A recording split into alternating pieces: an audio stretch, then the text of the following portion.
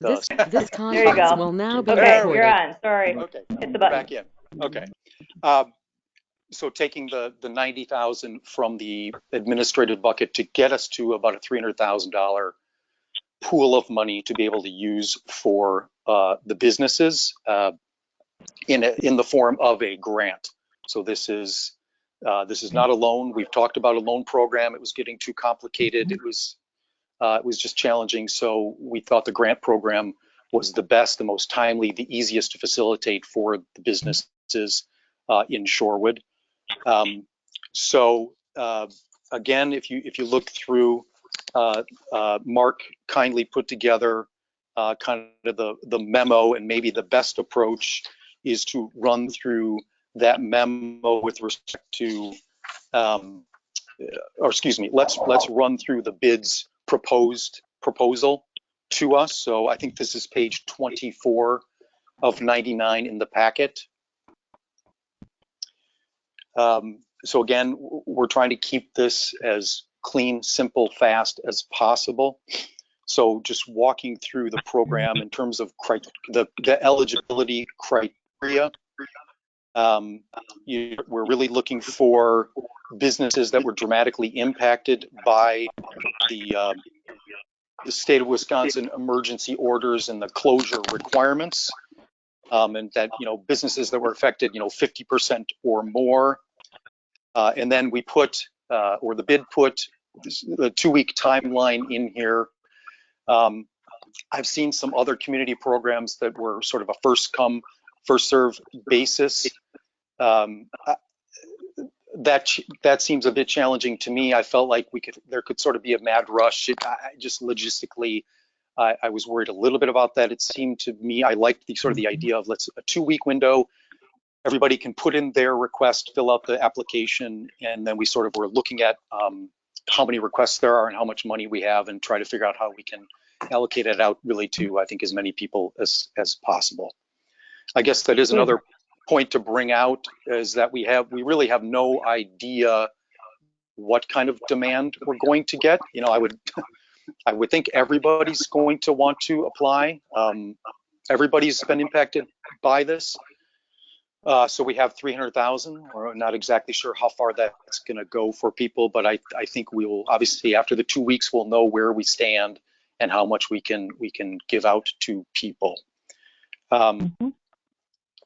In terms of the limits, again, we're really, again, Mark, remind me if I'm wrong, but again, we're sort of looking at this, 10,000, sort of, a 5,000 per month rent amount that a business would have to pay. So sort of a maximum someone could get would be 2 months rent payment if their rent was 5,000. But we're sort of putting some parameters around that to make sure we know where we are. Again, it's covering 100% of the eligible rent or equivalent costs, because again, we do have something in here for owner occupied. Again, they've been impacted as well, and there's sort of a calculation in here to be able to figure out how much they would be able to request as well. And then obviously at point 3, again, we'll have to figure out how much the total request is and how much we have and how much we can provide to people. And then item 4, we will be making the payments to the business owner, and then the business owner would be passing those on to the landlord. So I'll take a pause there with respect to criteria and ask the CDA members if they have any comments on that criteria. So Peter, you had mentioned that you'd mentioned something about other programs. Is there precedent for this type of program? Do we model it on any other municipality? Or is this something that is kind of a first in the wave programs? Good question. Steph could probably respond to that. I would say we've seen some other programs, and I would say we've used those as guidelines, if you will. But this was, I would say, structured to meet Shorewood specific needs and what the bid has been hearing from businesses. Yeah, I can talk a little more to that. I did basically take a poll from our businesses to try to get an idea of average rents and that sort of thing, and ask them what their most pressing needs were. And I got a ton of response. And then I tried to structure the eligibility and limits and even some of the documentation along the lines of how the facade grant program was working, and then by also doing a lot of research on what other districts or villages and that sort of thing were trying to implement.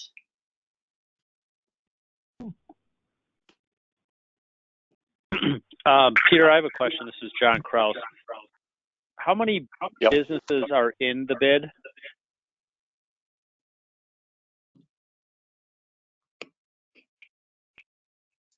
Does anybody have? I don't have that number. I don't have that number specifically. Steph, Steph, you know? I feel like it's around 100. Up to 100. So this is I Mark. could not understand that. Oh, I sorry. believe there's over 100 business properties. Some of them may have multiple business tenants. Also, just a point of clarification, this is not only for bid businesses, it's for all businesses in the village of Shorewood. Good point. Thank you, Mark. Yes, correct. So we don't know how many businesses are located in the village of Shorewood? Well, I believe there is a list, and I'm certain there's a list actually on the website because I've gone through it once, probably last year. But I believe it was, if I remember rightly, I've got a number around 183 in my head, but it could be north of 200 by now. Somewhere between 180 and 200 businesses. I think it's around. I can't remember the list I last saw, but I do remember it. I want to say last time I saw one, it was for some reason 163 sticks in my head, but I could be wrong. Are you asking for comments on the eligibility criteria that are being proposed for this grant program? Is that what you're asking for comments on? Yes. Because the way it's written, it says all businesses that were operating in a commercial retail space as of 3/1/20, and that has to be businesses that were closed or significantly restricted normal operations. So I'm assuming that doesn't mean Metro. Metro would be excluded. Walgreens excluded. North Shore Bank. Correct. Excluded because they are, as I understand, they continue to operate. So, and that's a good point, David. I mean, my feeling is, I would like to see much stricter qualifications. For example, businesses that are restricted to retail, for example. I don't know that Ascension or the daycare or State Farm or something, needs the support. I mean, everybody needs the support, but we're really just writing checks to people, which are which are going to go to landlords, which are probably going to go to banks, which are going to be supported by the federal government anyhow. So, I mean, this is what I communicated to Pete. Throwing money into a system doesn't necessarily, it always ends up in someone's pocket, not necessarily who you were trying to help in the first place. I would prefer to see it much more restricted to possibly single location retail businesses that are like Boulangerie, for example, Just Goods, Crave, businesses that are truly only Shorewood businesses. A business like, I know Blues Egg has 2 locations, but I think there's a difference between a Blues Egg and a Colectivo and a Boulangerie or a Drafted Vessel or a Cloud Red. To me, they're different. Yeah, I would agree with that. I think, speaking to Davida, one of what you might want to put in there is something to the effect of, if you can show we could put a limit on a loss. So if you can show year over year that through this period of time you had a loss of more than 20% in income or in sales, that would be one way to demonstrate it. It would alleviate your concern, which I agree with. The banks, the Walmarts, the Metro Market, if they could demonstrate a loss and go into the single entity location, I would say something like Blue's Egg. I do think those should definitely be eligible. And I know you do, obviously, David, what you're saying there. So I think there needs to be some language differentiating between global, like national Walmarts, Pick and Saves, and then the likes of Blue's Egg and local single stores. But I think that's why. I think that's why, Mark and I, when we were talking about all of this, is why we put in there that they can show a 50% reduction of normal operating expenses. Metro Mart, Walgreens, they are not showing that. They're not showing that. I'm betting State Farm is not showing that. So that was kind of for us to help kind of make sure that that's how we knew we were helping who really needed the help. And let's go back to the point 1. So again, it is operations that were closed or significantly restricted normal operations under the state of Wisconsin emergency orders.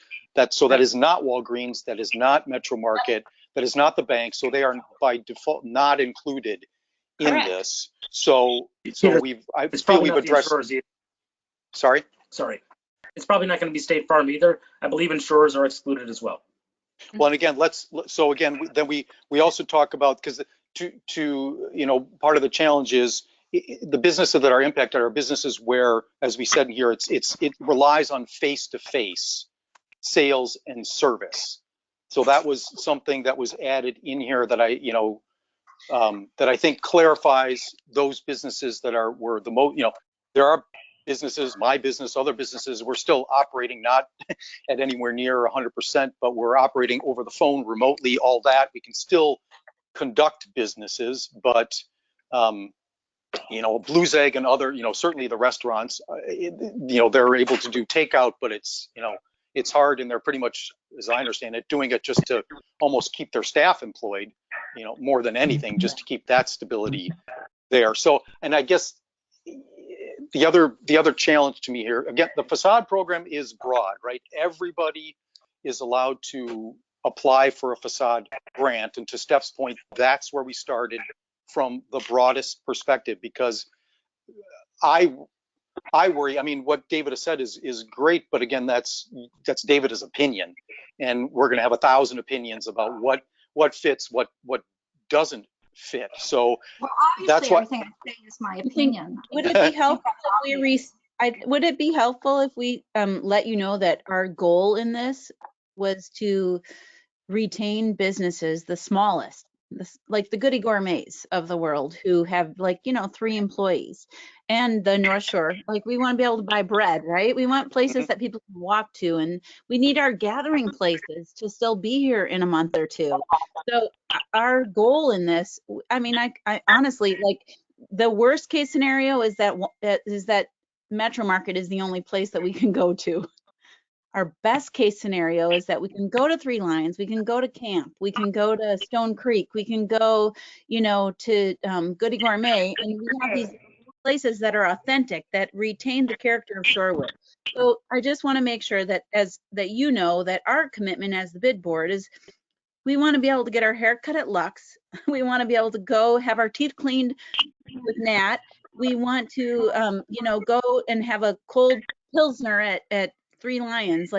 We're doing this because we want the littlest to survive and know that we're in this together. So just please know that we're trying to create something fast and furious that saves Shorewood, because it's us against, frankly, we don't have to do anything, but guess what? Then where I work, the Harbor District is going to do it, and North Avenue is going to do it, and downtown's going to do it, and then it's going to be July, and we're not going to have any place here that we can claim, and it's going to be our friends and neighbors who suffer because Cloud Red goes out of business. So I don't think anybody's arguing.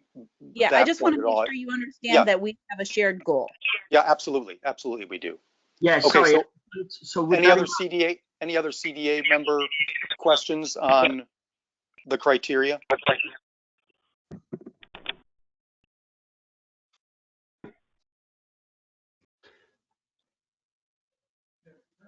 So again, again, the criteria are broad at this point.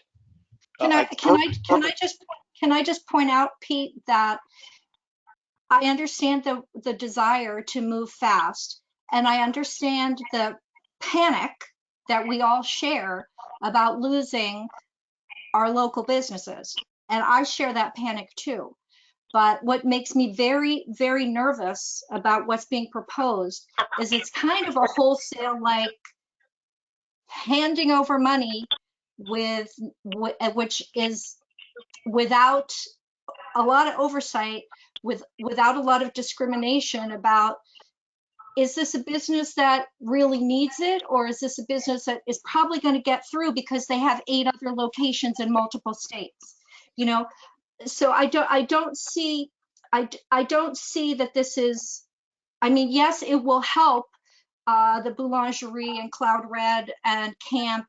Well, Camp has multiple locations too. So yes, the smallest ones who are going to really need it or go out of business if they don't get it are going to be helped by this. I have questions, but I gave it that some of these some of the money isn't necessarily going to go where we want it to go. What? Okay. Well, I'm just saying, this is what the CDA has been criticized in the past, is for giveaways, lack of oversight, and not objectivity in how decisions were made. And I'm really nervous about this being perceived the same way. Okay, and I would say, to your point, this is a giveaway. That's exactly what this is. That's the purpose of this, is to be a giveaway, because that's where we are right now, in the place that giveaways need to happen in order for businesses to stay. And I would say keeping the criteria as broad as possible keeps it the most objective. I mean, once you start to narrow it down into this, not this business, yes, this business, other than, again, I think what we have here, which is trying to, in as broad a way, define it down into those businesses that need the help, the retail businesses. But again, there's dentists, dentist has face-to-face and they're out of business and they can't. So I feel like we start broader and that's objective. Well, my personal feeling is I'm all for supporting Shorewood, the very smallest of Shorewood businesses, the Goody Gourmet, Just Goods, that kind of thing. Dentists, I mean, he's not paying his people. Oh, I don't know. Is this guy the dentist who's here? I don't know. I'm not sure, I'm not sure there's the same level of. I will speak up as a dentist here right now. Anyway, okay, I'm not going to debate it, but I can't support like a broad writing checks to people who, to businesses that I think have a better chance, have a pretty decent chance, because they are in multiple locations. They're much better capitalized, the nature of their business. I absolutely agree, there are businesses that really need this desperately to survive, and I want to see those businesses survive. But if you're telling me I have to write a blank check to businesses who don't fall into that category, I have a real problem doing that. Okay, all right, so noted. Peter? Yeah. Can I have a question slash comment? Sorry, if you're not on the video, can you introduce yourself when you talk so we know who's talking? I am on video. It's Jessica Carpenter. Oh, you're not on my video. Oh, sorry. Am I too small? I don't see her. Sorry. That's okay.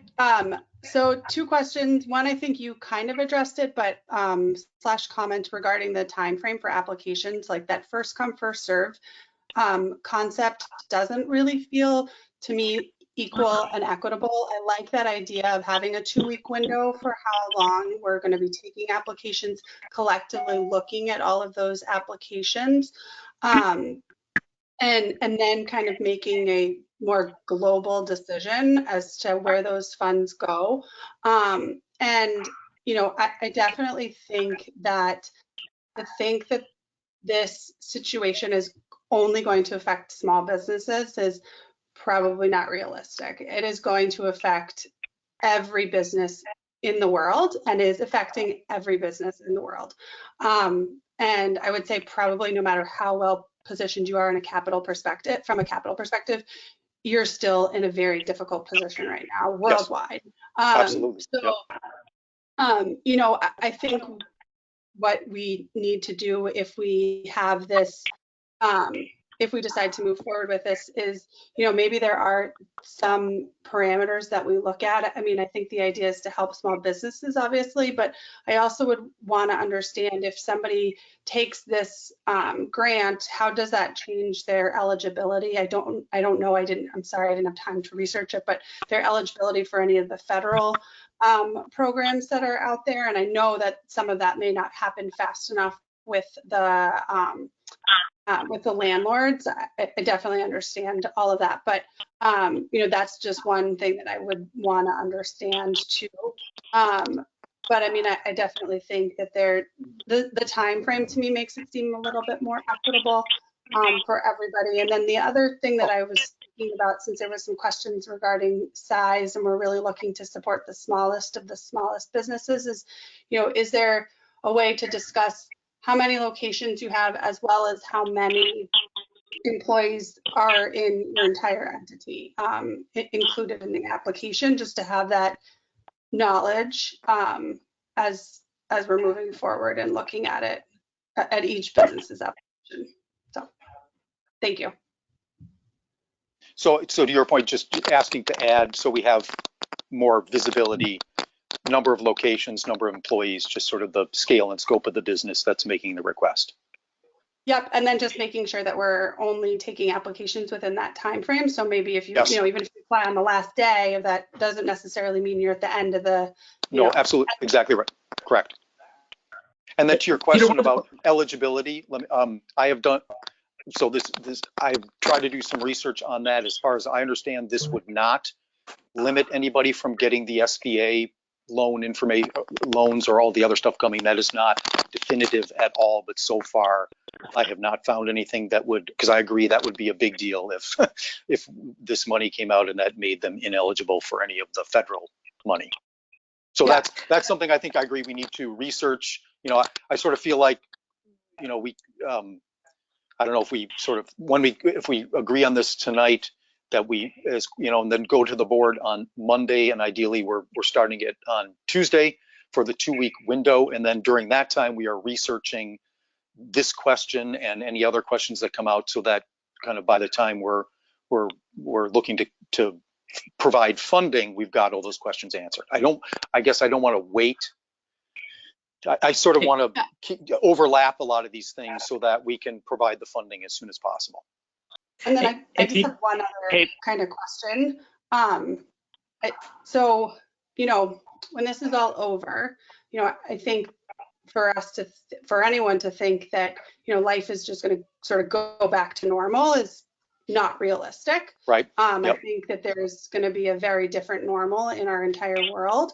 And so my only question is, if we deplete all of these funds, like what happens when whatever the new normal is happens and we as a CDA need some of that funding? Like what happens after that? So as part of this proposal, we are ending the facade program. So the facade program would be no more. It will go away. And if we decide down the road, some future time, that we feel the need to relaunch a facade program, we would do it at that time and try to figure out the funding to do them. But that's one of the action items tonight, is to agree to basically, we were talking about suspending it, but we thought that doesn't make any sense. Let's just end it for now. It will be over, and there is no longer a Shorewood facade program.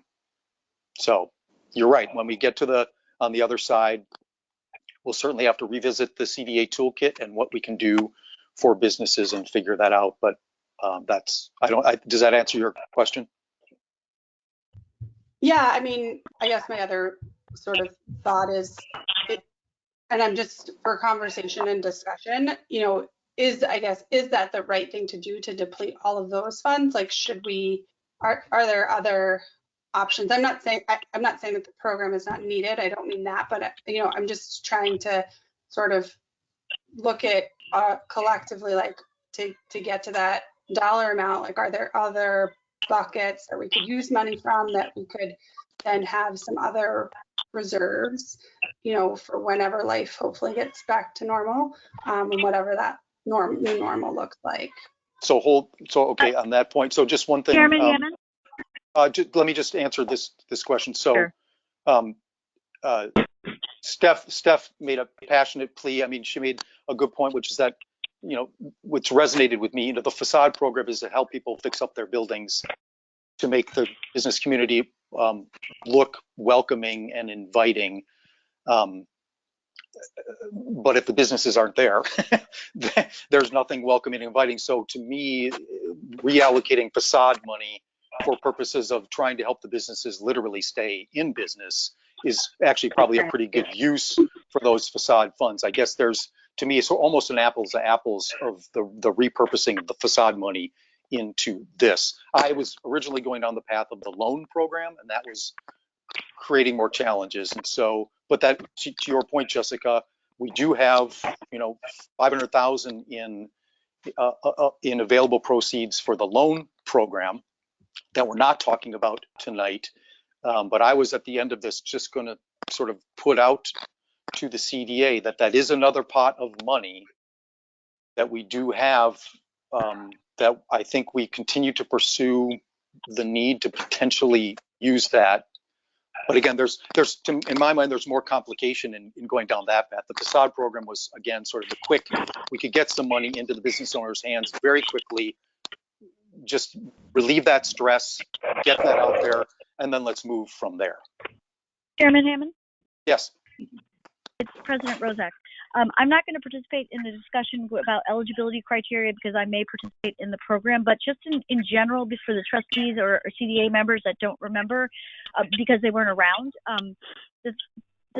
I am questioning as well, why would we close down the facade program, which is successful, and not take the money, which we have a ton of money at CDA, we transferred years ago, probably 4 years ago, that is sitting there in the loan program and just in administration, in studies, there's about, you're correct, 500 and something thousand. And why are we touching one program's money?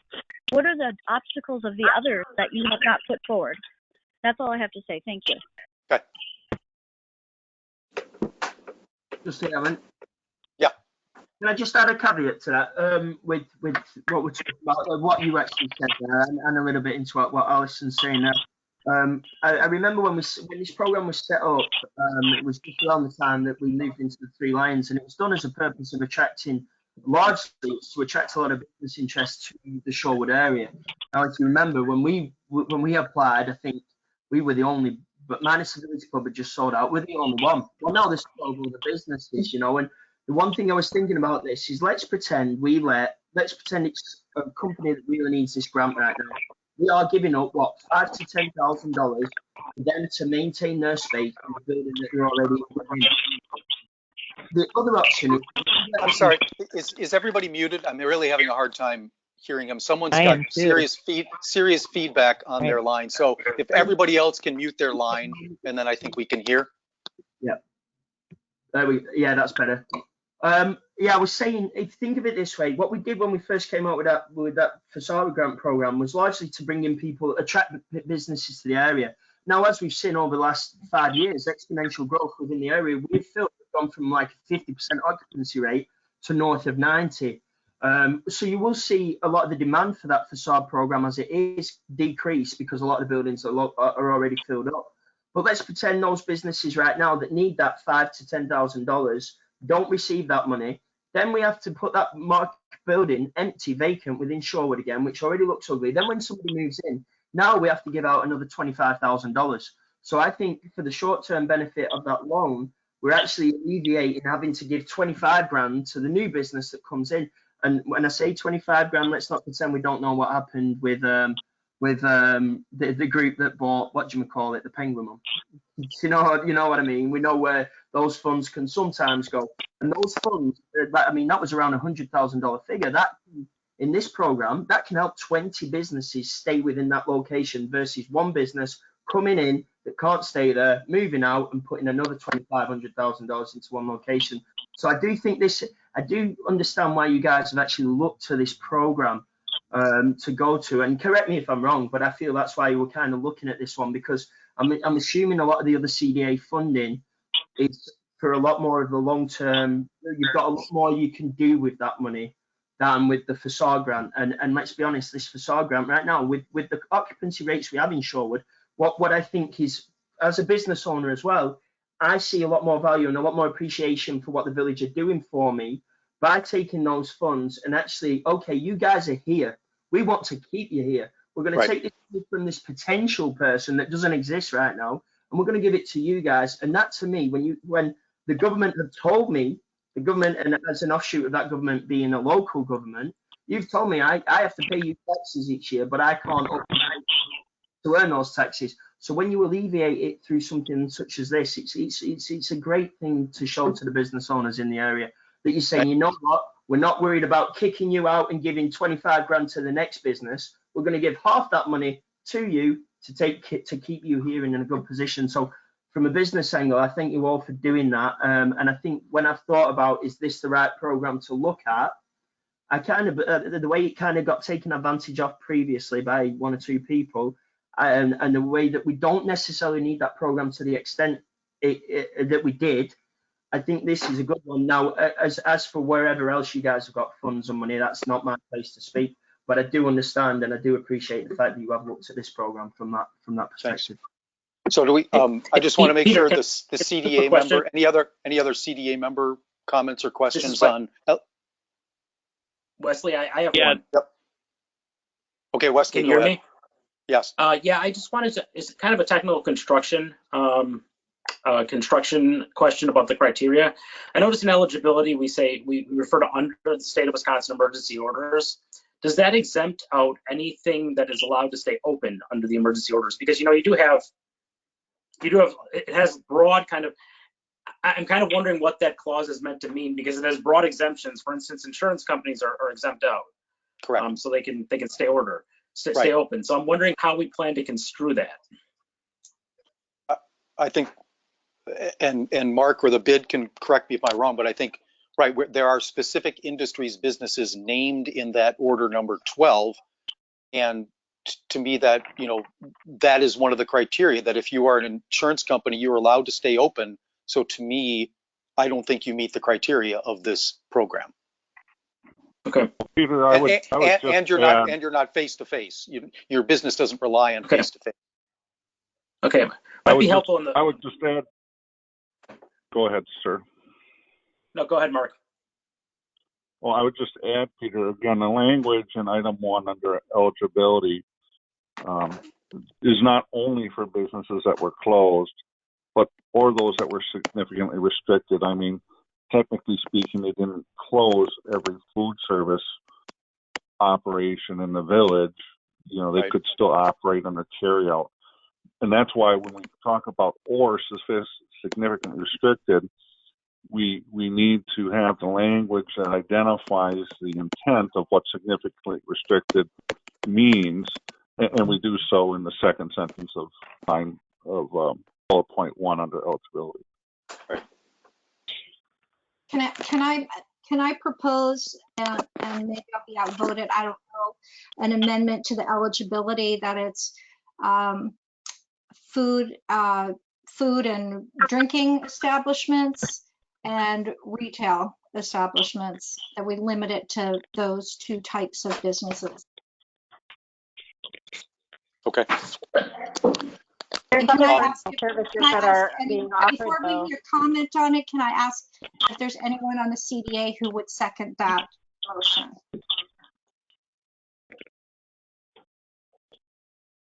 Okay. Just make sure nobody's muted. Just everybody check, all CDA make sure you're not muted, and if you could respond to David. Can I ask a quick question? Just wondering, because I know Steph pulled this big Excel file together of all of the businesses who needed help, and it included numbers. And I was kind of wondering, based on those numbers, if we didn't include those exclusions and we assisted the small businesses who have said they needed help, would we have enough?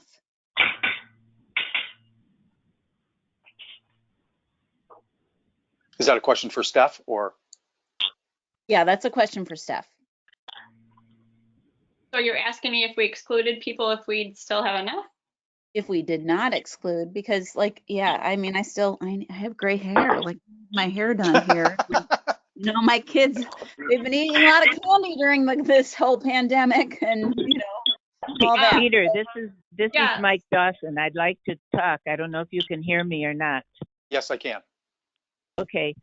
I was thinking about, would it be helpful if we divided the pot of money into a couple of categories, and so that the restaurants and the beverages and that kind of retail would have a, say, 2/3 of the pot eligibility, and other businesses would have a 1/3. Would that help make the allocation a little easier and give a little more emphasis to the food and beverage restaurants and things here in Shorewood? I like that. So I'll second that. Let's open that up to other CDA members. I have a couple of comments. This is John. Yep. From the CDA. So I like where Mike was going with that, because I've been sitting here thinking about, you know, it sounds like the intent of everyone on this call, really, for the most part, is to try and help the Shorewood only or Shorewood specific businesses that are most likely the most hurt by what's going on right now. So I think that makes sense. And so maybe what Mike said could work, maybe a combination of something else. I was trying to write down wording, but I'll just throw this out to the group. You know, maybe in addition to that, the eligibility could be something very simple, like you have to, more than 50% of your locations have to be in Shorewood. Meaning, like, you know, we kind of cover those businesses that might have one location here and one on the east side or something like that. But we're definitely not trying to help the Collectivos of the world. Nothing against Collectivo, but, you know, they're a different category. You know, the American families of the world, even though they're still operating, may not even be eligible. But it does seem like we maybe need something a little more specific to try and say this is to help businesses that either only operate in Shorewood or derive the majority of their income or the majority of their locations are in Shorewood or something along those lines. Does that make sense? Right. Yes. I like that. And if 2/3 of the applicants that fit that category also are in the food and beverage business here in Shorewood, then that, you know, helps us screen the applicants and kind of weigh it more towards the food and beverage, but not rule out the dentist or the hair person or, you know, whatever might be able to. I'd like to just make mention that the hair person has lost 100% of their business, retail and services. Not for nothing, but food is still making some money. As well as the dentist. Dentist also lost about 1/3 100% of our business. The Shorewood is made up of a third of the business. We have a lot of salons in Shorewood. How are we going to pick which one? Like, you know, everybody loves their hairstylist. So, and then I also want to remind everybody, like, if you had to pick the top 3 places you visited before this, you all would, I mean, yes, Collectivo has many locations, but that is our, like, community gathering place. They might not even need this, but ultimately my goal in this is that when this is over, we still have places where we gather besides Metro Market. So I don't want to make, I think we need to be reminded here that we need to get this back to the CDA discussion. Yeah. I mean, I'm sorry, I hear what everybody's talking about, but we need to get this done like now. So let me I like the way David approached her question. So we have Mike's question. Can I ask the CDA if they would be interested, would they be amenable to an amendment that says that the available $300,000 would be divided 2/3 for restaurant, tavern, as I heard it was restaurant, tavern, retail establishments in Shorewood, with the balance going to other businesses. Can I hear from the CDA comments on that?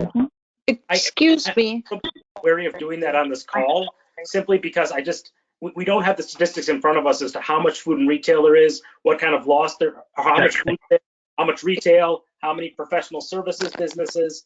We don't know the breakdown there, so it feels like we're picking a number out of a hat. I mean, in theory, I understand what we're trying to do here, but if we don't know the numbers and who's losing revenue, and what kind of businesses there are, as kind of all the information in front of us, it seems random to pick those numbers out in this conversation.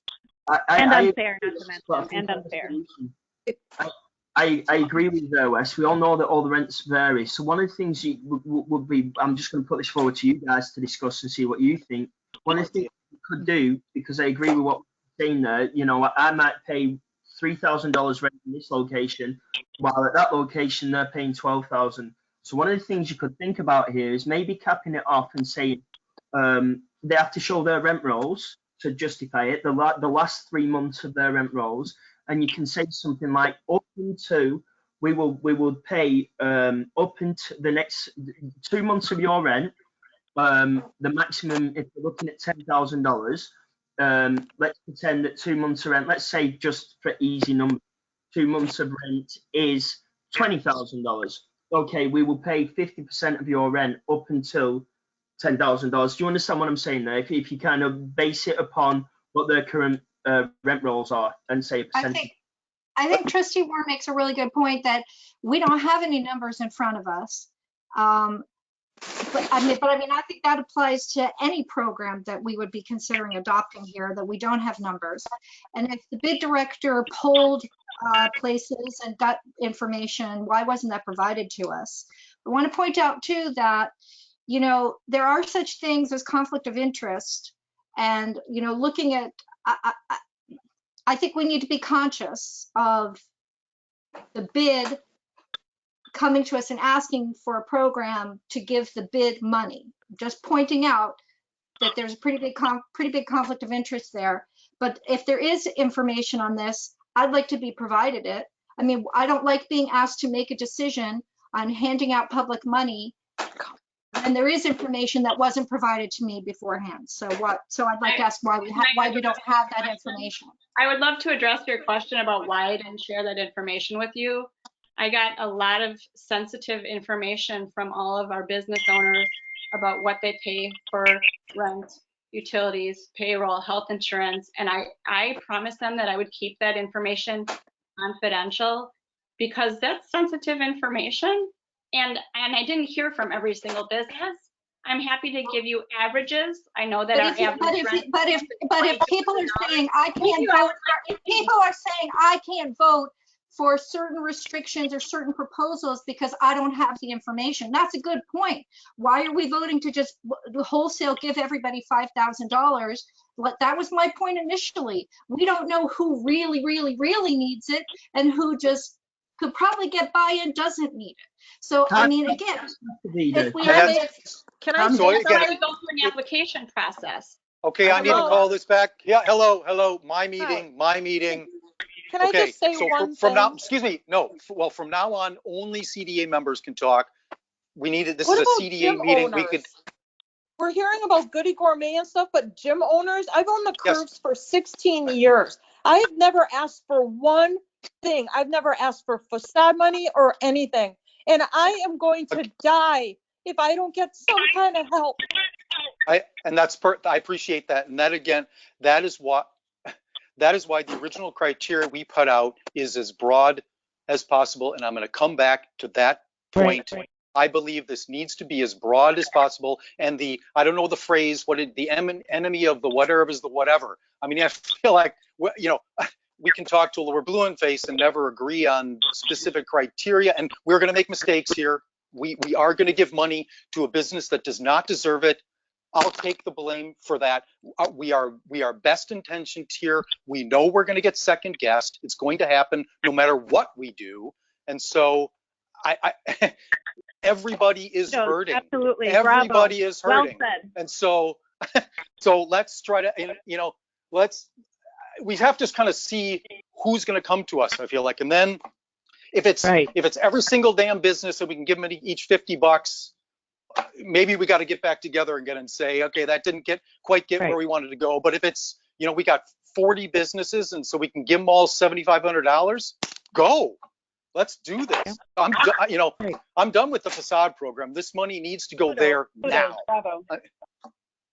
So anyway, so that's sorry, didn't mean to do that this meeting, but I need to hear from other CDA members. So again, did we hear, again, I like David's approach of trying to ask for feedback as these things come up.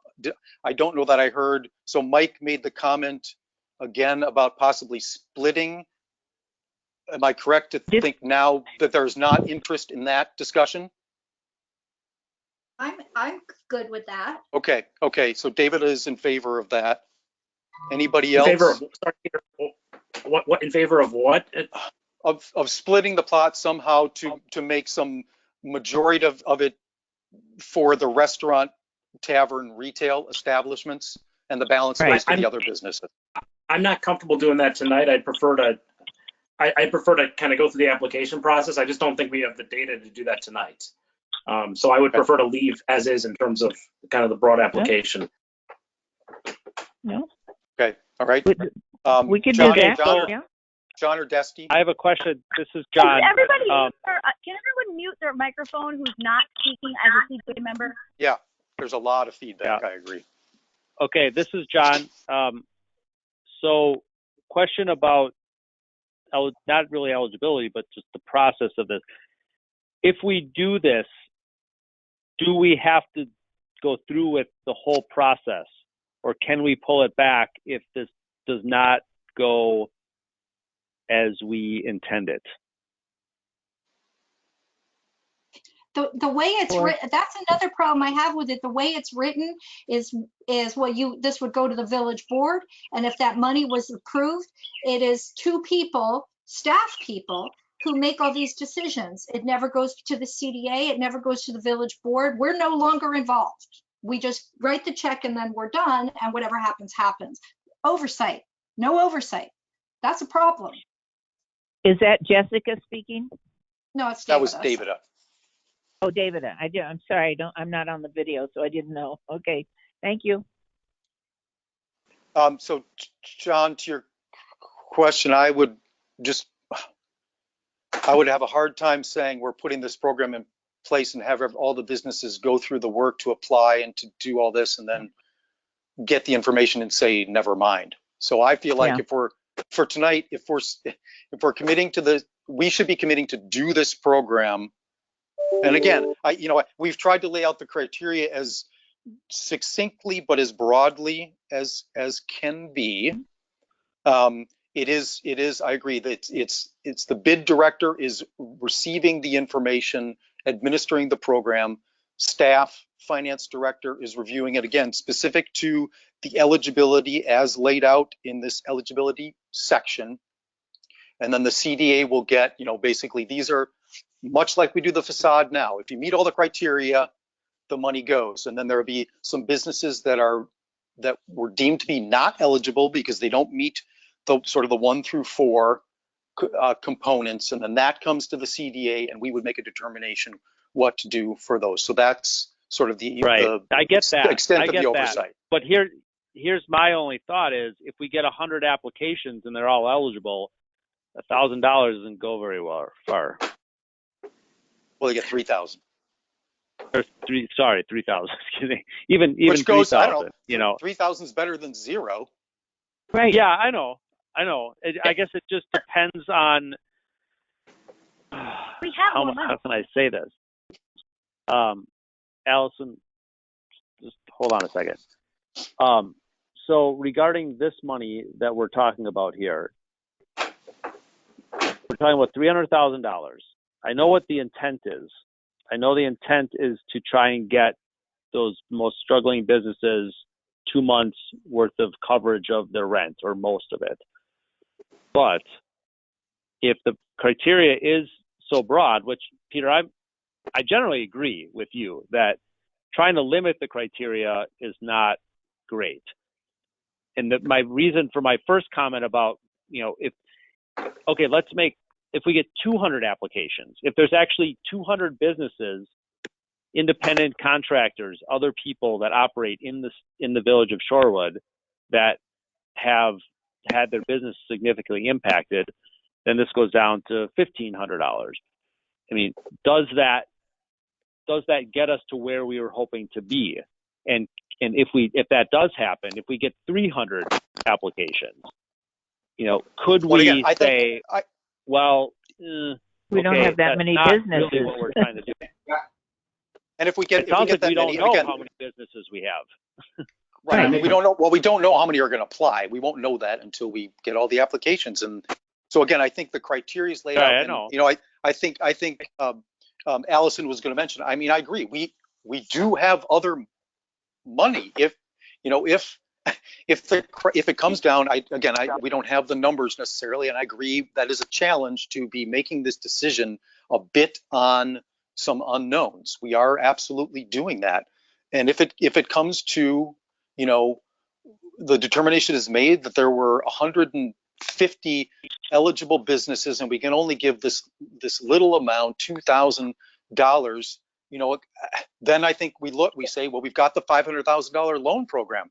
Do we say, Exactly. something? The loan program is going to go away, and we need to put that money into the bucket in order to give people more money. Chairman Hammond? Yeah. Chairman Hammond? Yes. Thank you. This is President Rozak. I asked a question before and it wasn't answered, and it's just a straightforward factual question, and it is, you had mentioned that we didn't want to touch the loan program because it wasn't as easy to get our hands on. And I just want to know what that means, because that program has not been utilized and it has more money in it. So could you just outline the obstacles of transferring that money rather than the facade grant? Thank you. Yeah, sorry. If that's, I mean, and again, I apologize for this. This is, as I've said before, every day is different. Things are moving so fast. I know we are all trying to do the best here. So I would love to have a more well-defined program and plan, but I don't. And so my original thought was to actually use the loan program, because that was a bigger balance, more money, set up a loan program for the businesses. And it was just, it was, and that's, to me, that wasn't my question. I feel like we have a fiduciary that money was designated for loans to businesses, and was sort of perpetual in nature. And it's for the long-term benefit of Shorewood, not just the current businesses, but the future businesses. And so I feel like I had a fiduciary duty to use that money, to try and keep that pot going. And so that's why I originally went down the path of a loan program. Okay. And it just, so again, that's my first pass. Please let me ask the question one more time, because I don't think it was answered. So was it just your feeling that, and that's perfectly fine. I'm glad you would answer that way. If it was just your feeling, or was there significant obstacles of utilizing that money? Like actual, and maybe Mark can answer that. Mark? All right, I'm off mute. The village board and CDA could request those funds be repurposed. As we try to develop this, the thought process is, let's start with the 300. I've looked at a property list. I don't have a business count. I mean, it only applies to people in commercial retail spaces, not contractors and stuff like that. And a yes or no, is there any No, I obstacle? I said the CDA and the village board could move that. But just one quick follow-up, as long as I've got my mic on. I don't see us getting more than 100 applications. When I look at what the eligibility requirement number one is, I would be extremely surprised if we got more than about 60 or 70. That's a whole gut. Yeah, that's just a gut instinct. But again, I think we wait, and my thought was that we see what happens. And again, if we end up with $500,000 of requests at that point in time, we'll summarize that and determine if they want to, if the two entities want to divert more resources into that or not. Because at the end of the day, the disbursement is based on the funding that's available. It's not limited to just the initial $300,000 to get this thing going. I mean, thank you for answering my question. Other sources. Thank you. Thank you for answering my question that there wasn't any obstacles. And I just to say, because it will go to the board and I won't have a vote because I will excuse myself, but I do think that if there's no physical or actual obstacles, I think the CDA might want to consider what funding we're taking. Thank you so much. May I ask a question? Or Mark, or if I could add, Peter, rather than consider another source, the loan fund, why not start with the facade grant? And then if we do get a lot of requests, and we can move to another fund. But that's what we're thinking. Yeah. Right. I mean, I'm not going to, this was me more saying, I feel like we can get a quicker yes by just using the facade money, because the loan money has other strings attached to it. And it's a bigger, decision to repurpose the loan proceeds. And again, to Alice's point, maybe that's just me personally. Because I asked that question to both of you and our finance director, and you both answered no. It's a personal feeling. If there is some strings attached and it's not easy, please let me know. Thank you. Yeah. No, it was more, to be honest with you, it was more, I didn't think I could get it through the village board. I didn't think I could get repurposing the loan program approved through the village board. And we need to move fast. And so, so I just said, let's do the facade program, because I feel like I can get that done on Monday and we can at least get some money out into the community. In my personal opinion, that's where I was. Peter, Peter, could I say one more thing, Mike Dawson? Yeah. I think putting this out soon and getting a response, like everyone has said, we have no idea what kind of response we'll get. And even if first wave, and we end up doing a second wave, but first wave we can only give people a few $1,000s, that is going to go a long way with saying to those businesses here in Shorewood, that village board cares about us, and we would like to, they're trying to help us in any way they can. And I think that alone will go a long way. Peter, may I ask a question? Sorry, who's speaking? This is Nate Cade. Hi, Nate. He's not on the CDA. Yeah, so Nate, can you hold your question? We just would like to get the CDA, because we have a few more things to address here. Although I think the eligibility question is the key. So, are there any other comments with respect to eligibility? Peter, I from the CDA? This is Wesley. I want to make one comment that I just want to thread that doesn't get lost. I fully appreciate the necessity of a program like this, especially in these unprecedented times. I realize there's a need to pull it together quickly, but I do echo Trustee Menta's comment that I think we want kind of CDA involvement and oversight, whether that's a report back in 2 weeks or a subgroup of us helping to look at applications or report back in a month. I think we can design that, but I do think we want kind of oversight on the back end. I don't want that thread to get lost as we discuss this. And Peter, this is Nate. I'm not trying to, I just wanted to make a comment and perhaps a question. If the big issue from everything I heard is the landlords in paying rent, and some of the landlords own certain buildings, wouldn't it make sense to contact those landlords? Right now, one, as an attorney, I can tell you they can't do any eviction, foreclosure, anything. It's barred. All the court dates are 90 days pushed out, okay? That's happening. So they couldn't do anything today, even if they wanted to. They couldn't kick someone out. So wouldn't it make sense to contact the landlords? And there's a couple of things the landlords could do. They could either extend leases, so on the back end, because if Draft and Vessel or anyone else has like say a 5-year lease, if they add 2 months on the back end, if they miss 2 months, shouldn't Shorewood turn around and say, we may act as a backstop.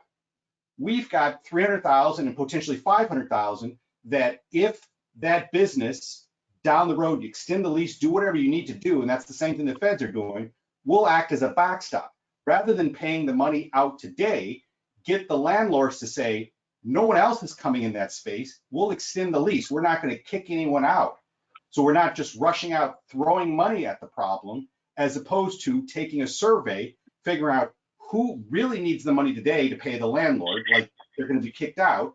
And if not, the problem is there's not income coming into a lot of businesses. It's not just about the rent, it's about the income loss as well. Okay, and the first call they all made was to their landlord, and their landlord said no because they're all greedy.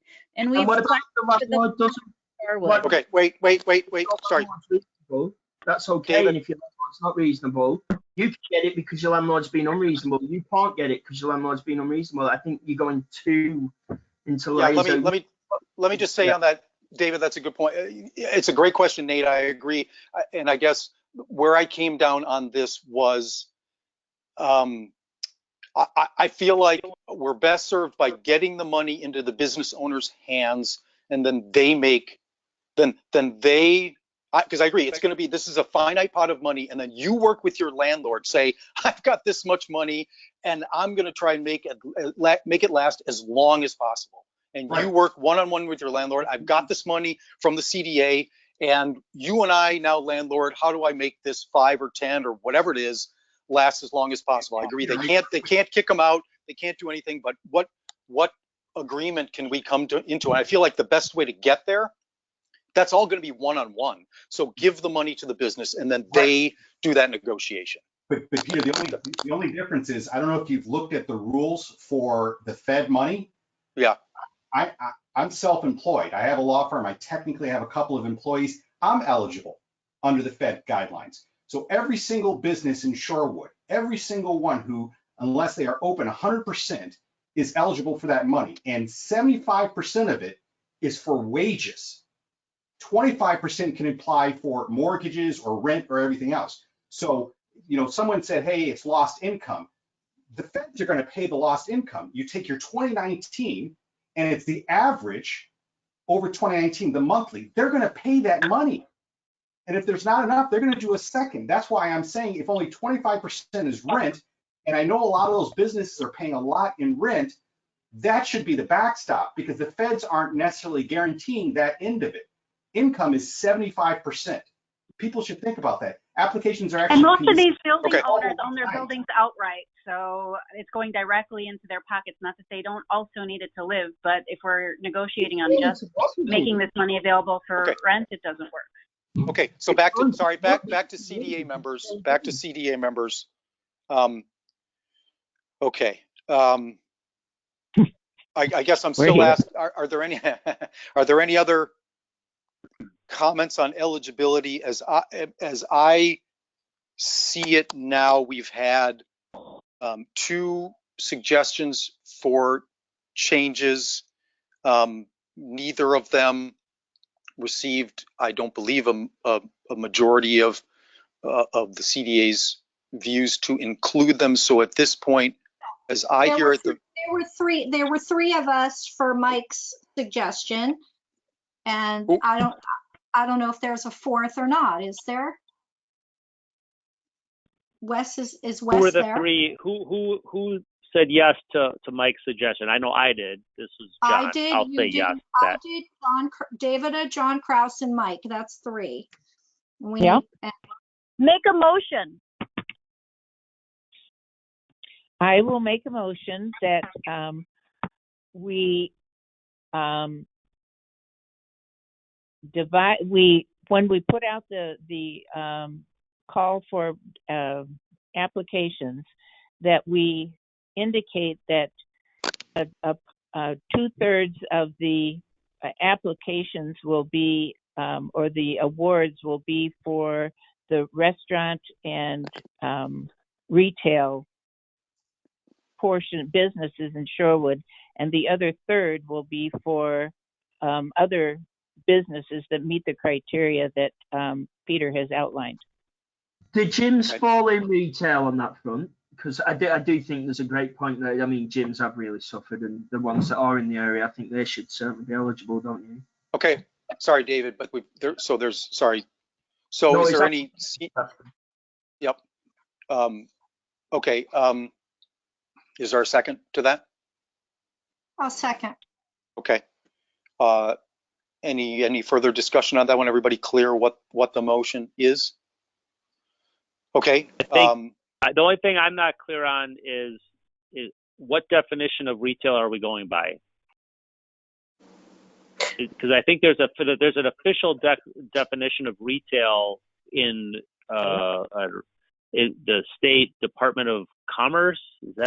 Am I saying that right? Maybe, because someone just brought up an interesting point about what is retail. Yeah. Well, that I is, think that there is a definition of it. I'm not familiar with what it is, but I'm pretty sure that there is a pretty hard and fast definition. Yeah, and to kind of piggyback on that, I think with all these variables, I'm not comfortable voting on. I understand the purpose behind the motion, and I respect that purpose, but I'm not comfortable voting aye on it. So I'm going to vote nay, just because I don't want to start cutting up the bucket of money right now without the statistics and facts being in front of us. Okay. So all those in favor of that motion? Aye. aye. Aye. All those against? Nay. Do we still have Dusty, or do we lose Dusty and Joe? Peter, I'm going to call a roll, okay? Yes, please. Because I want to be clear in terms of what we're documenting. Okay. This is for everyone for the motion. Michael Dawson. Yes. Dusty Lorino.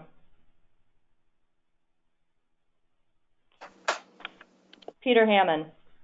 Nay. John Kraus. Yes. Joe Lesage. David Omenta. Yes. Wesley Warren. No.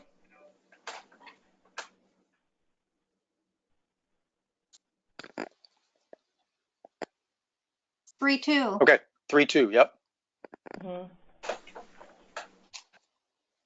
Okay. And I just want to say I looked at the bid operating plan, and I didn't do an exact count, but it looks like in terms of businesses that are assessed, it's about 110.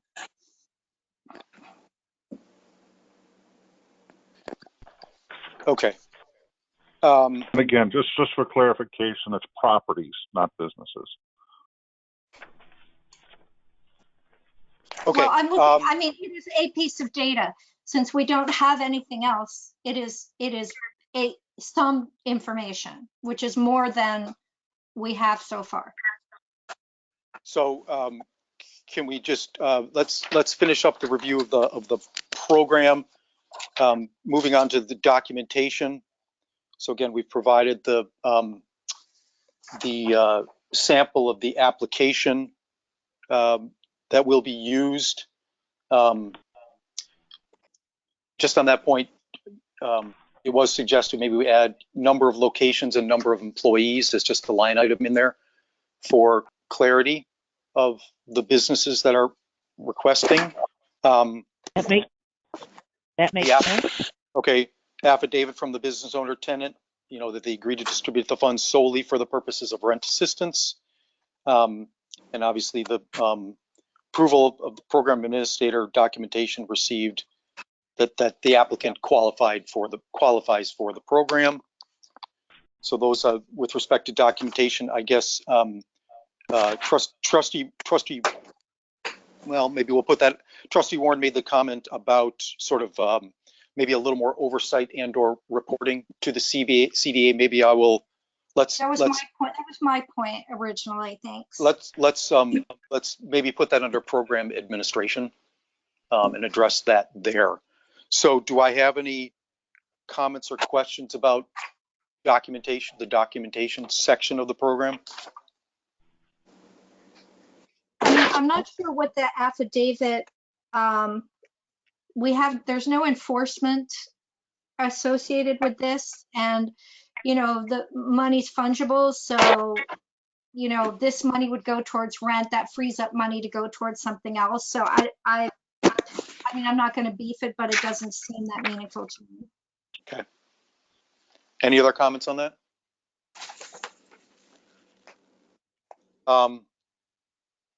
Okay, then can we move? We'll move on to program administration. Trustee Marr, I just had a question. I've got a question. Many businesses have different LLCs in different locations. So I'm just, the landlord might be, how are you going to split businesses? And also in the loan program, we had this outside party reviewing the financials of the person. Is there going to be any confidentiality to these businesses? Or do we need to protect their business information? Just some questions.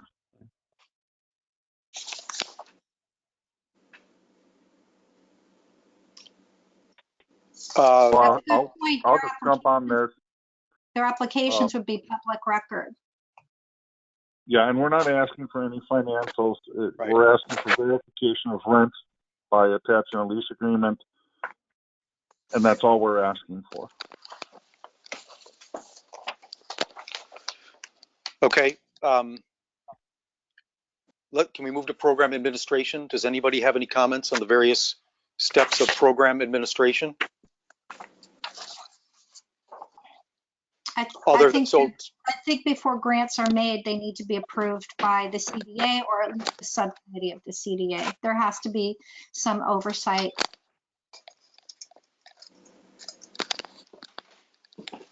Or the village board or community business relations committee board.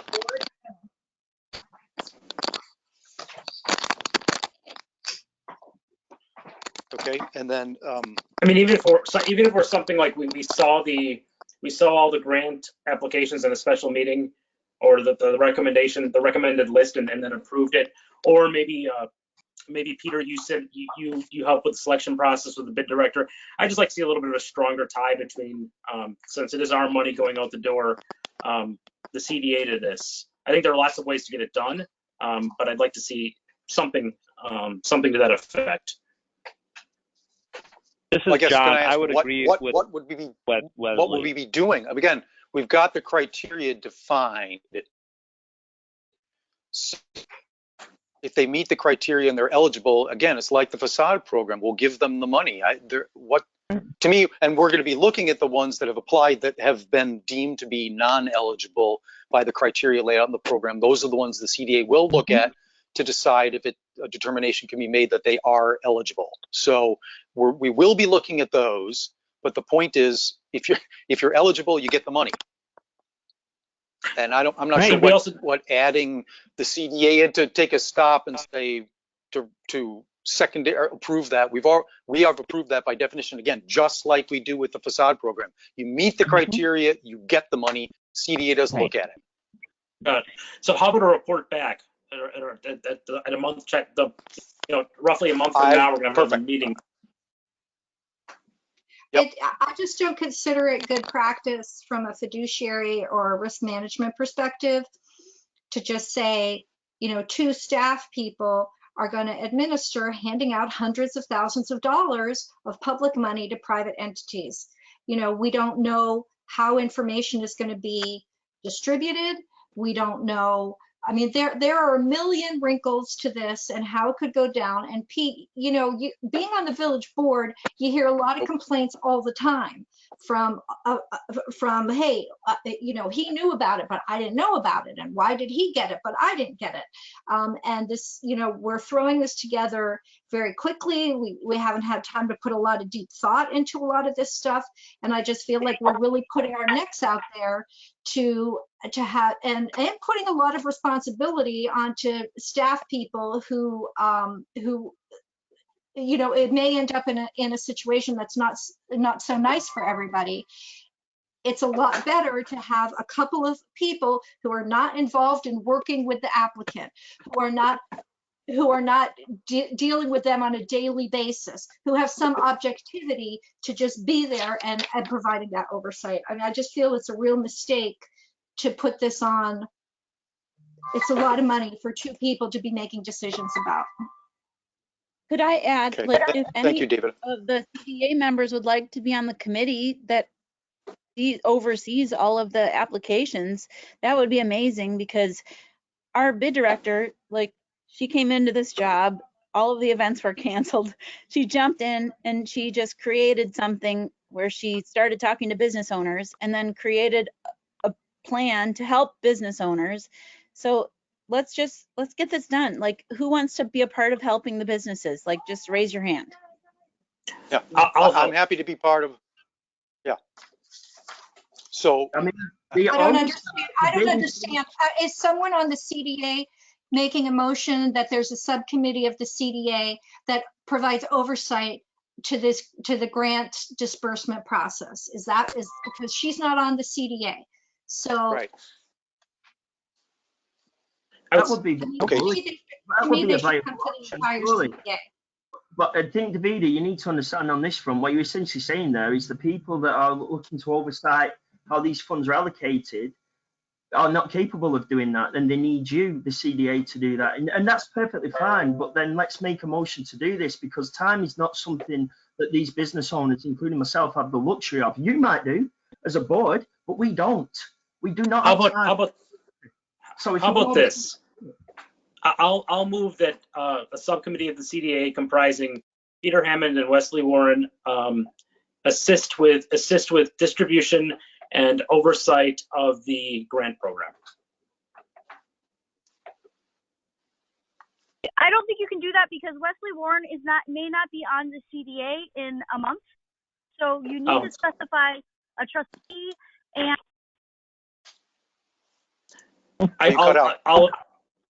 since my motion wasn't amended, I'll withdraw. That's a good point. I'll withdraw it, and I move that a member of the CDA and the CDA chairman provide assistance and oversight to the grant program. I would second that motion. This is John. Be on the committee, John. You've run I'm sorry. We're in the middle of a vote. So sorry. Can we just? Okay. So I have a motion and a second on. Can I offer an amendment to that motion that prior to disbursement, any member of the village board who wants to review the list can review the list? Wow. Would you accept that amendment? I'll accept it, but it doesn't need to go to the board. It's just they can request a copy of the list. Yeah. Yeah, I think that's fine. Peter, may I have a comment? I would second that amendment if I need to. Sorry, Mark, go ahead. Yeah, I mean, the objective is to get this done, and we welcome any assistance that's available. But number one, I'm not sure what the term oversight means in the context of this program, and if it means that you're going to review the applications for eligibility, then let's cut the bid director and myself out of that process. I don't intend it to mean that. I mean kind of general oversight. I mean that is a very general term. I don't mean it that they're going to administer the program. That's not my intention. Okay. Does someone, Bart or Rebecca, do you have I tried to write down the language of that amendment, but I don't think I have it effectively. Do either of you have that? I heard a member of the CD. Okay, go ahead. I have a member of the CDA, and the CDA chair would assist with distribution and oversight of grant program. Okay, that's kind of what I had as well. And I believe we have a motion and a second on that. So all those in favor? Oh, wait, what about my amendment? I made an amendment. Yes. Sorry. You're correct. Yep. That a member of the board can request a copy of the list of the requesting entities list. And is there further discussion? I'd like to make one comment. Okay. Okay. My preference, and I just is that an elected official is on that oversight committee, not just a CDA member. We had this problem with the facade grant, and if you remember correctly, we are responsible to the residents, not the CDA, directly. And so I do think that if you're going to have an oversight committee, a trustee that's on the CDA, one of the two, would make a perfect oversight member. I really feel strongly about that. Thank you so much. But the village board has no, I mean, the village board's response, well, They're a let's CDA just talk member. about that briefly to make, They're just elected. let's just, They'd be elected. yeah, no, Okay. I guess I'm saying the village, this is the CDA's money. This is a CDA program. The village, I understand. and I'm not trying to be defensive. I Well, would then like we to shouldn't just be make voting sure I'm on not. it on Monday. Okay, listen, if it was Right, just so- a CDA so- program, right. we're in partnership. We partner. And so if Yep. that's the truth and you mean it, then I'm suggesting that because we are directly responsible to the citizens of Shorewood, if there is any malfeasance or there is any, that an oversight should have an elected official on it if you're creating one. And that's just my recommendation. It doesn't mean you have to agree. Thank you so much. I mean, the point I think that we're making is there are issues with transparency and there's issues with conflict of interest. And there have been in the past and there continue to be. And I'm really concerned about that. I agree. I agree with 100%. I think, how about, can we add can I amend my motion to specify that at least one of the members of the committee shall be an elected official? Whoever seconded, is that? Oh, I would rephrase that. Shall be an elected official on the CDA. Yeah. Oh, yeah. That was my intent. Yes. Elected official on the CDA, but not on the bid board. Correct. Oh, Maybe Allison, it should be just your appointment.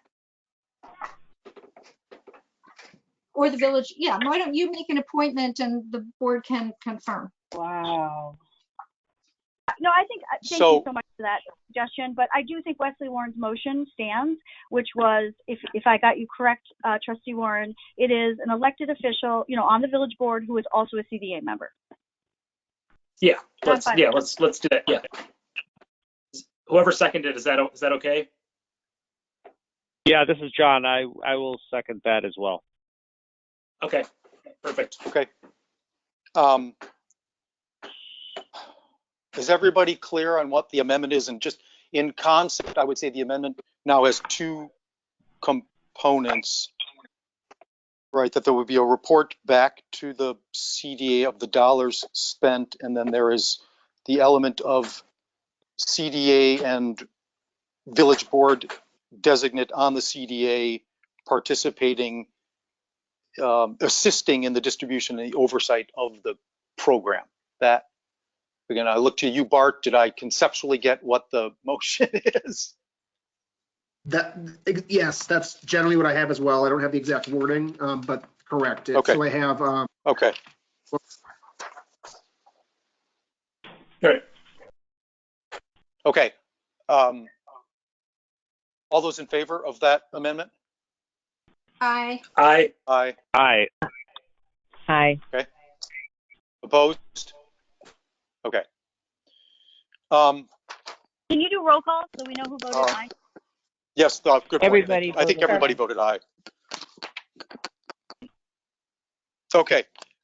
So I believe that, by the way, I would be interested in some point in talking about the conflict of interest, because I'm not sure I understand that for this program, but I think that's for another day. I mean, everybody's eligible, everybody's going to get money, so we're not picking and choose. If anything, we're picking who can't get money. So I don't see where there's a conflict. But anyway, let's move past that. So to move, and Rebecca or Bart or Mark, help me out here. I think we can actually consider now item 3, which is the establishment of the emergency rent assistance program based on the sort of the criterion guidelines that we just laid out. So is Rebecca on or Bart? I'm on. Yes, Peter. Yep. Okay, but am I accurate in where we kind of are here? Okay, so do I have a motion? I will so move. Mike Dawson. Do I have a second? Do I have a second? Do we have a quorum? Yes. Yes, I still have 5 members on. Yeah, I'm still here. Oh, okay. Do I have I'm a second or not? I'm having some technical issues for a second. Are John and Joe? John is still on. Is Joe on? No. And Dusty? And Dusty is gone. I have Dusty and Joe not being on the call correct right now. Okay. Right. Okay. So we have right now. Okay, so we're still looking for a second for item 3. Yes, I am.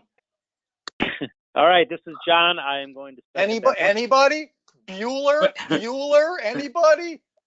I mean, we just spent 2 hours talking about this. Is nobody going to second the motion to do the program? John said all right. Second. All those in favor of the program say aye. Let's do roll call for this. Rebecca, do you want to walk us through that?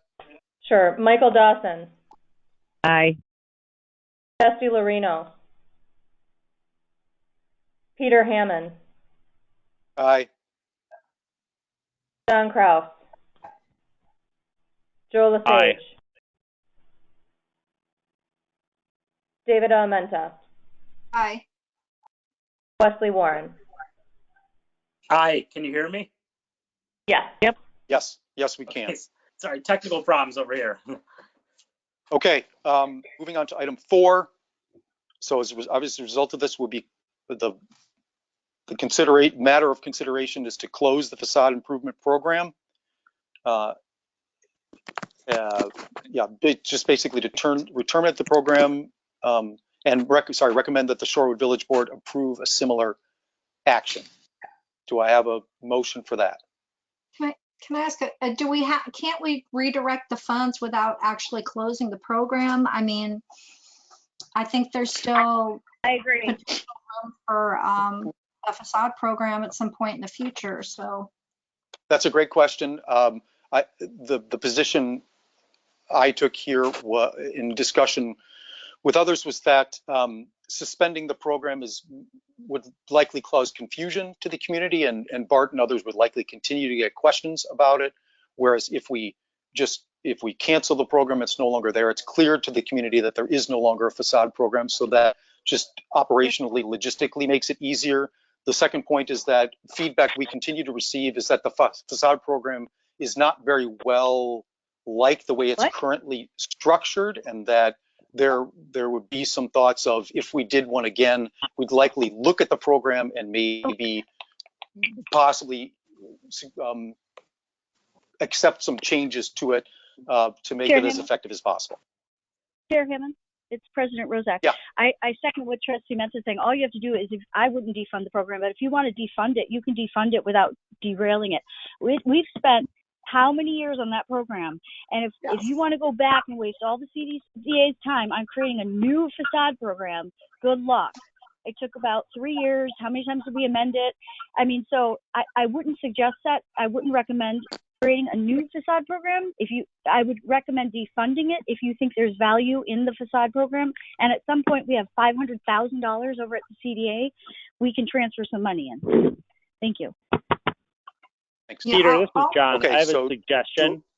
Peter, this is John. I have a suggestion. Could we, I understand what you're saying about providing some clarity to staff and direction and keeping confusion down. Could we say that, put a definite time frame on the facade improvement program, that it is on hiatus for 18 months, 24 months, so that we could even suspend it indefinitely. Yeah, I'll move to suspend the facade program and transfer any remaining funds to the emergency rent assistance program. I'll second that. And I'll just say, President Rozak spent a lot of time, and I think she was on the CDA, correct me, 2 years, 3 years. I mean, she personally rewrote a lot of this. I mean, we've spent a lot of time on it, and I just don't feel we need to, throw the baby out with the bathwater. I mean. And you've got the 2 trustees that were the hardest on the program begging to defund it and not deactivate it. I know. That's hysterical. Okay. All right. So we've got, I'm sorry, point of order. How do I handle this?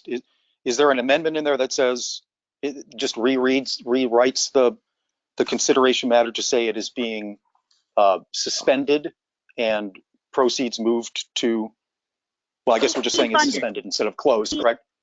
Or defunded. Yeah, I think it's just Yes. If you wouldn't mind to refer to the finance director memo on the motion, there's some specific language in there about referring that to the board as well for additional consideration. Yes. And then, I did of read course, that. the motion can be modified as the group sees fit, but.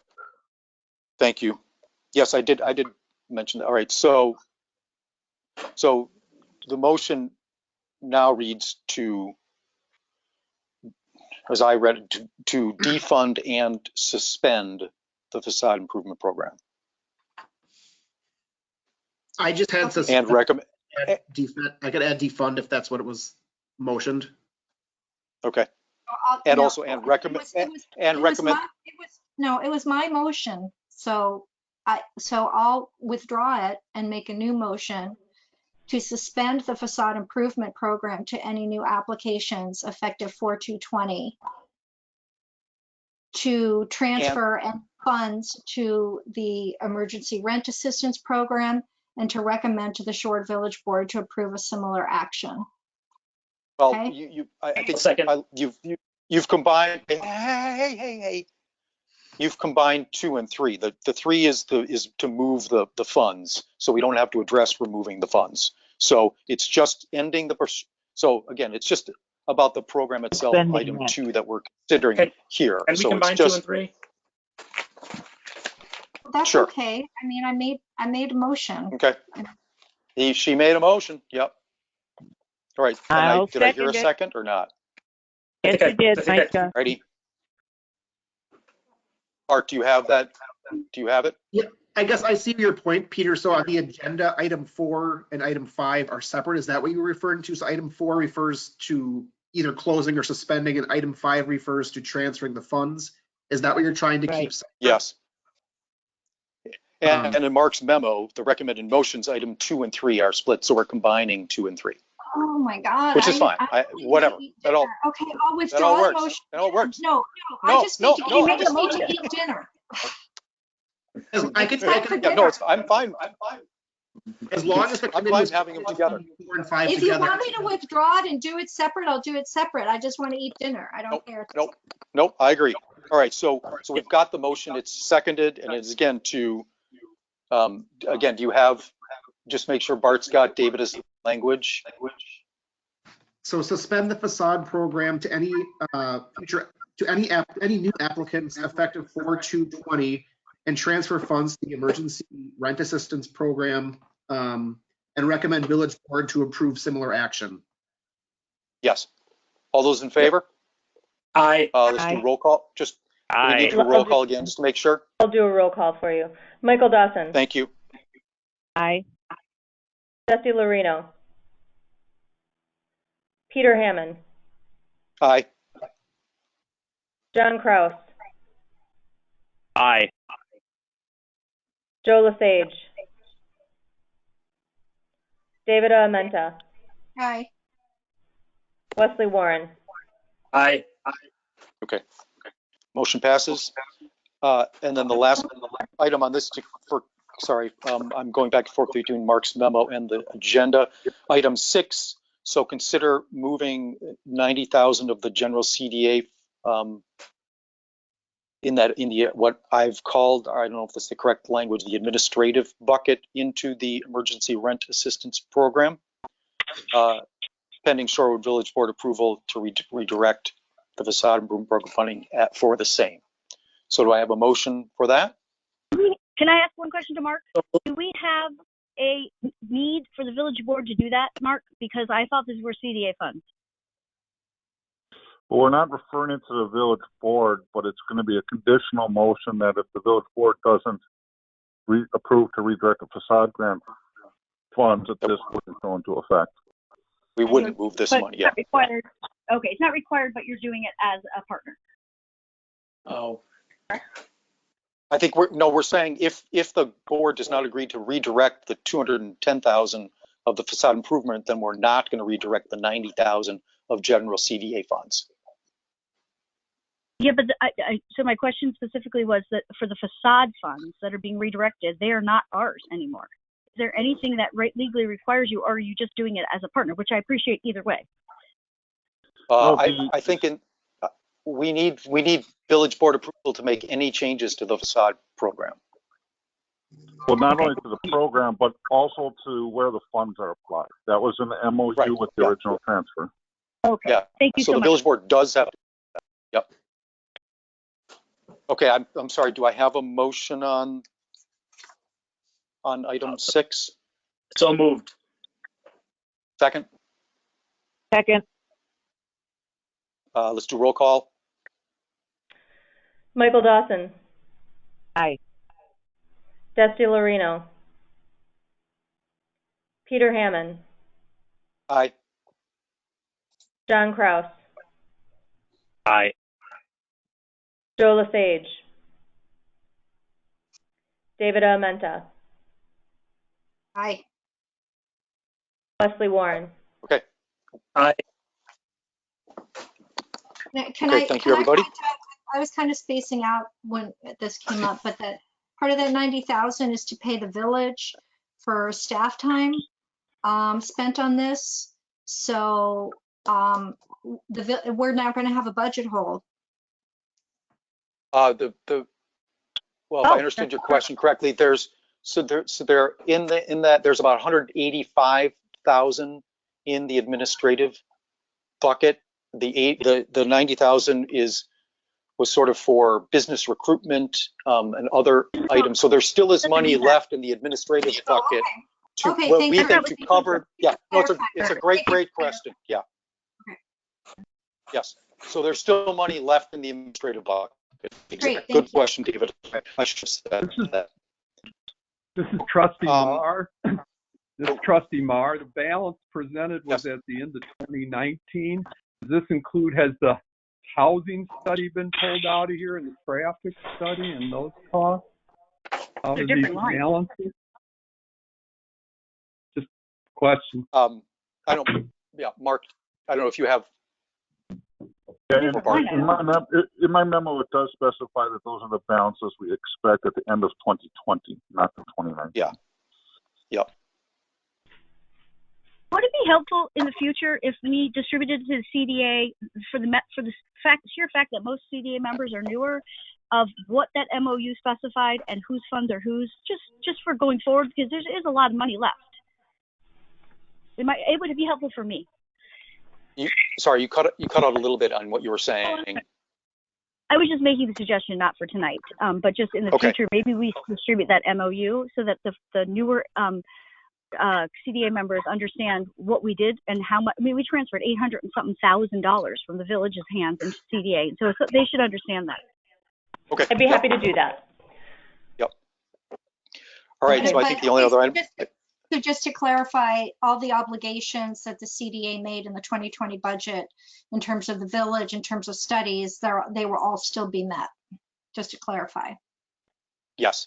Okay. Well, the CDA, I don't know if the CDA actually approved anything, quite honestly, but I think in the spirit of cooperation, that's understood that would continue to move forward unless the CDA were to vote to discontinue that. I think they took a vote because I was there. Yeah, there was a vote on the traffic study for sure. I think the housing study too. There was a vote. Okay, that's fine. Yeah. Can I move to adjourn? Are we done? I have a motion to adjourn. I'll second that. I have to eat dinner too. Before we go, everybody, thank you so much. This was passionate. This is not easy. I really appreciate everybody's insights and comments. really, truly. So thank you for this. And with that, we are adjourned. Thank you, everyone. Nice meeting you. Thanks, guys. I appreciate it. Thank you. Everyone have a good night. Thank you, everyone. Thank you. Bye.